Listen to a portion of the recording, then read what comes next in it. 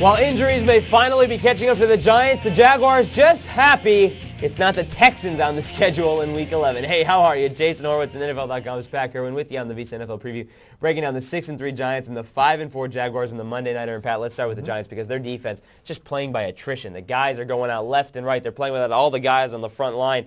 You know, you see what they did against Chicago last week. It wasn't awful. The reason they just couldn't do anything is because the offense gave them 3 turnovers. But this week up against Fred Taylor, Maurice Jones-Drew, without their main guys, how do they stop them? They still have some tackles inside, led by Freddie Robbins, that'll clog up the run. I think Freddie might play a little bit of defensive end on some rundowns, but they're missing their defensive ends. And you can't miss Osi Umenyiora, Mike Strahan, Tuck, and the rest of them, and pressure the quarterback and actually play the run well. You know, Mike Strahan played the run well. I went back and looked at Mike Strahan's number. When Mike Strahan's missed games with injuries, the Giants are 1-11. In his career. So that's not a good sign for where the Giants are headed. On the offensive side, they also have injuries. Luke Pettigrew done for the year with a broken leg, and that's really going to hurt Eli Manning because, you know, the last 5 games, Manning started off great. First 4 games, he was completing 67% of his passes, 9 touchdowns, 5 interceptions. They were only 2-2 at that point, but he was playing well. It was the defensive problems. Defense has been playing better until last week. Last 5 games, Manning not playing as well. He's getting pressured.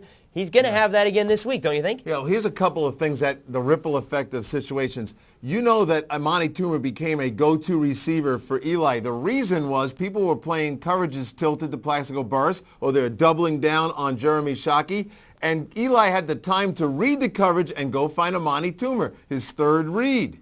Well, to do that, Luke Pettigrew had to be playing very well. Now Luke's missing in action. Bob Whitfield's over there. Bob's going to need help. The second you have to help Bob Whitfield, you're talking about a tight end staying in the block. So the ripple effect really challenges Eli to have to stick some passes into Plaxico Burress that he might not necessarily want to do that in the past. And that really hurts, too, if you have to keep the tight end because Jeremy Shockey should be his go-to guy. Let's take a look at the running back comparison here because there's 2 good ones. Tiki Barber leads the NFL in rushing yards. Fred Taylor, 4.7 per carry. Well, neither one of them really getting in the end zone, but which one's more crucial in this game? I think it's Tiki Barber helping Eli Manning. Yeah, well, you know, Maurice Jones-Drew, you referenced him before. He can come off the bench and spark that Jacksonville offense. Tiki Barber's the whole show right now, and it's, you know, to me, if you can free Shockey from blocking responsibility, maybe have Jimmy Finn help out with Bob Whitfield, and get that move tight end and that back like Tiki Barber going, and get the ball to those 2 combined for about 20 times in the passing game,